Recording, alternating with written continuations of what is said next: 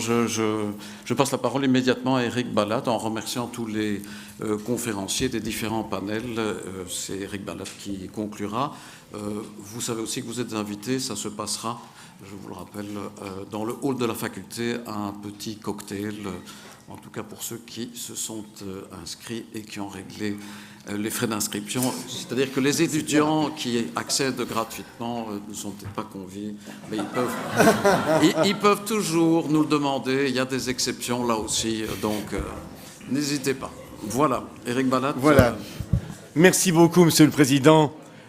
Vous avez entendu 12 exposés. Je vous félicite. Le sujet n'est pas facile et on m'a toujours appris que conclure dans un colloque, c'était un peu respirer. Alors je ne sais pas si je vais vous aider à respirer à la fin de cette demi-journée, mais je vais du moins y tenter.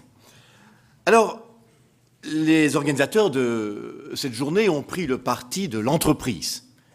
C'est de l'entreprise dont on parle, c'est elle dont on veut recadrer la posture par rapport au secret, c'est elle dont on veut clairement montrer quels sont les droits et les obligations autour et alentour du secret dans toutes ses déclinaisons, j'y reviendrai.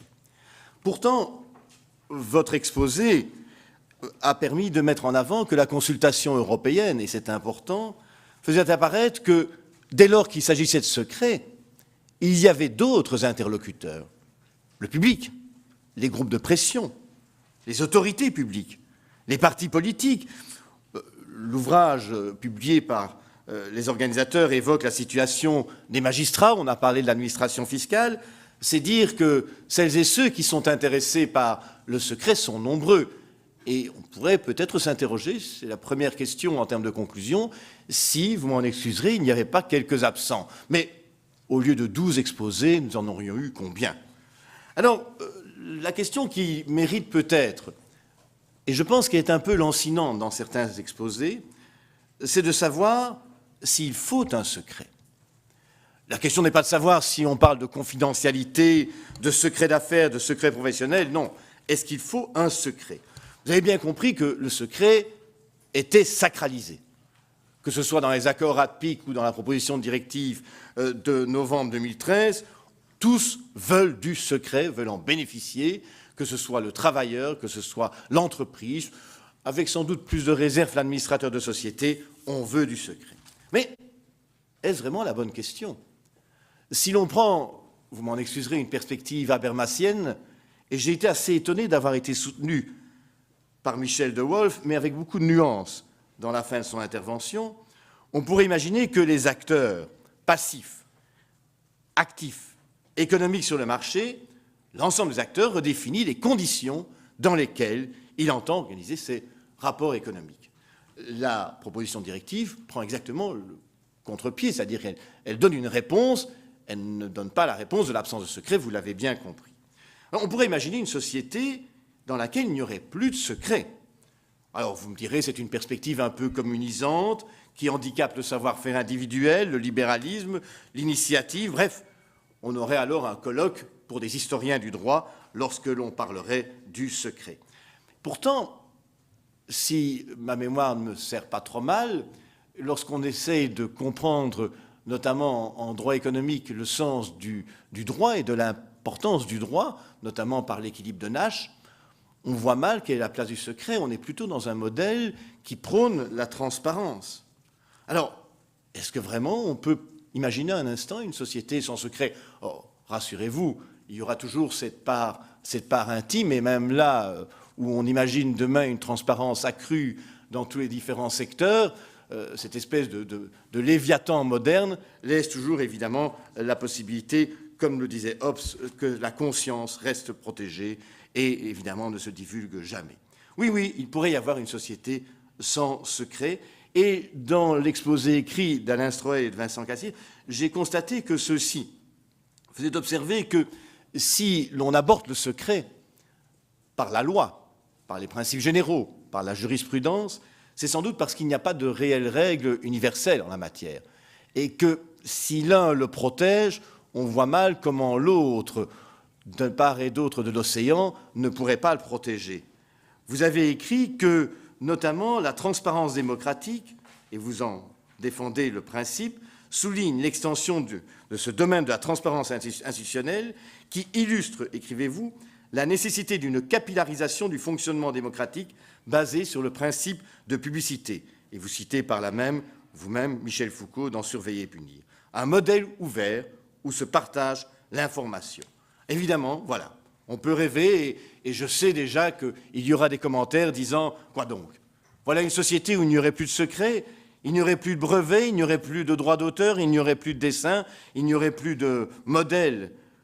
Il y aurait des investisseurs et des auteurs qui seraient totalement désintéressés. » Évidemment, tout ça peut paraître particulièrement illusoire, mais il est intéressant à certains moments, lorsque l'on va aussi loin dans un sujet comme celui-ci, de se poser la question du paradigme fondamental qui est à l'origine des règles que l'on défend.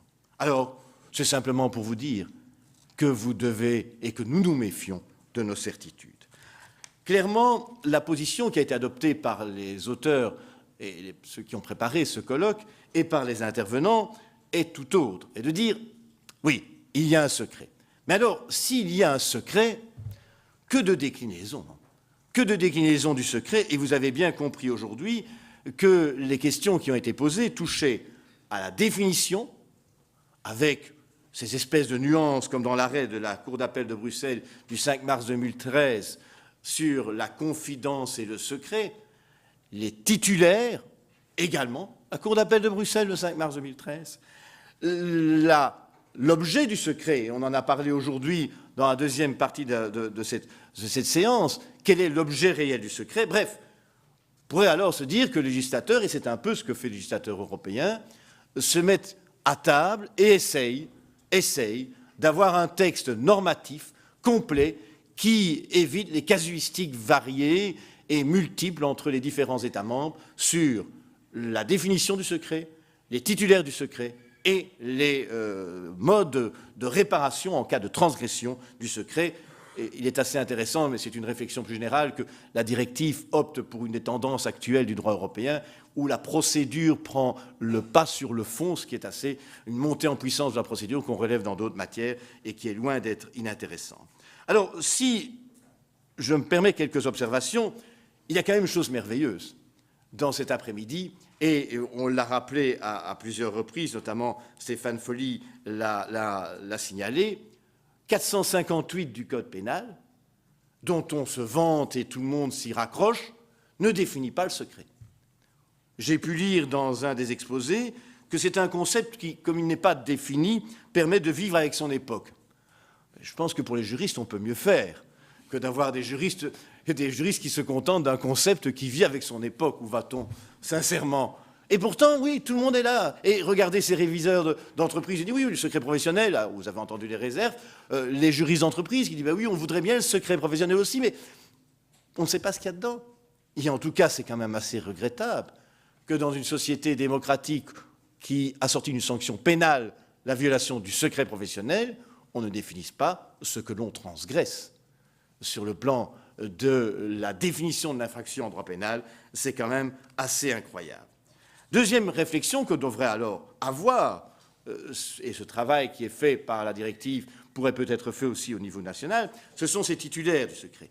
J'ai été assez surpris pour ma part, et je reviens sur cet arrêt de la Cour du 5 mars 2013, que le principe d'égalité de traitement n'ait pas été abordé, en tout cas a été rapidement éliminé, alors que les juristes d'entreprise pouvaient, à mon avis, revendiquer des moyens, et Antoine van den Buck l'a évoqué dans son exposé, pour tenter de démontrer qu'ils ne doivent pas se contenter de la confidentialité qui, par ailleurs, et ceci revient à la difficulté de la définition, a été écornée puisque la confidentialité partagée a été strictement condamnée. Il y avait là certainement quelque chose à faire sur l'évolution du secret, sur le concept de secret lui-même. Alors, vous avez la définition, vous avez les titulaires, et vous avez entendu qu'on nous a dit à un certain moment que certains titulaires pouvaient se demander, notamment les réviseurs, s'il y avait encore place pour le secret. Et vous avez entendu surtout l'exposé de André-Pierre et André Dumont à propos de ce qui n'existe pas, mais que tout le monde, dans le langage commun, évoque, le secret bancaire. Alors ça, c'est quand même aussi très beau, c'est que dans le langage de tous les jours, tout le monde pense qu'il y a un secret bancaire, il n'y a que les juristes pour savoir qu'il n'y en a pas. Il n'y a pas de secret bancaire, et pourtant, vous avez parlé des confessionnals qui se remplissent, mais je pense plutôt qu'ils se vident, mais bon, ça c'est autre chose. Mais la banque reste un lieu de confession. Et il n'y a pas de secret. Et je pense que l'exposé, notamment d'André-Pierre Dumont, montrait que, à la fois, et ceci est valable pour d'autres secteurs, et c'est pour ça que quand je parlais des titulaires du secret, il y aurait sans doute une liste à établir dans une perspective méthodologique que pourrait avoir un travail qui continuerait ce qui a été amorcé par ce colloque, c'est de dire, mais quels sont ceux qui le revendiquent et pourquoi le revendiquent-ils au sein de notre économie? Et vous avez entendu dans son exposé que la place aujourd'hui des banques devrait sans doute s'accompagner d'un retour du secret, mais il n'était guère optimiste, considérant que l'ère du temps ne s'y prêtait pas. Donc le secret, au niveau de la définition, au niveau de ses titulaires, mériterait sans doute un travail encore important. Et Henri Culot a montré, notamment pour les administrateurs, cette difficulté qui est parfois la leur. On est toujours ici dans la liste des titulaires, et on aurait pu aller dans son exposé plus loin encore, selon que les administrateurs se trouvent au sein d'une personne morale de droit public ou d'une personne morale de droit privé. Ce n'est pas tout à fait la même chose. Lorsque le membre d'une assemblée générale interroge le membre d'un conseil d'administration d'une intercommunale, ce n'est pas ses intérêts à lui qu'il défend, mais l'intérêt d'une commune qui adhère à une intercommunale. Et là, vous avez exactement la préoccupation qui est relayée par Alain Stroel dans son exposé, cette espèce de transparence qui doit figurer dans les objectifs que poursuivent les administrateurs dans la mission qui est la leur, dans une société, une personne morale de droit public. Ça me paraît aussi une question importante. Vous avez entendu aussi cette conjonction, parce que c'est ça aussi dans ce type de journée qui est passionnant, c'est que l'on part avec un bloc monolithique, un droit, et puis quand on entend l'exposé de Steve Jusson, on se dit mais pourquoi est-ce qu'on n'a pas pensé à toutes ces questions? Ben oui, parce que forcément, les visions globales du droit n'existent plus et que celles et ceux qui rédigent un texte ne savent pas toujours effectivement ce que le droit social, le droit de la concurrence déloyale donne comme résultat lorsqu'on aborde une même question. Ça montre clairement que, 1, le secret doit être défini, 2, les titulaires doivent être définis, et 3, ils doivent être définis à la lumière des différentes branches du droit. Et enfin, surtout, vous l'aurez compris, nous sommes dans une situation assez complexe lorsqu'il s'agit de trancher les différends relatifs à la transgression du secret. Alors, dans l'ouvrage qui a été remis, vous avez plusieurs exposés écrits qui sont remarquables, celui de notamment François Stévenard, Méhus et de Bénédicte Ingels, qui montrent comment les magistrats se trouvent confrontés au secret, comment l'exercice des droits de la défense, c'est un autre aspect des choses, vient bousculer le secret. Comment peut-on réellement se défendre lorsque des pièces sont soumises à la confidentialité dans un litige civil, dans une action, quelle qu'elle soit, où on sait quelle est la jurisprudence aujourd'hui en matière de marché public. Mais il y a des arbitrages qui sont faits entre des valeurs.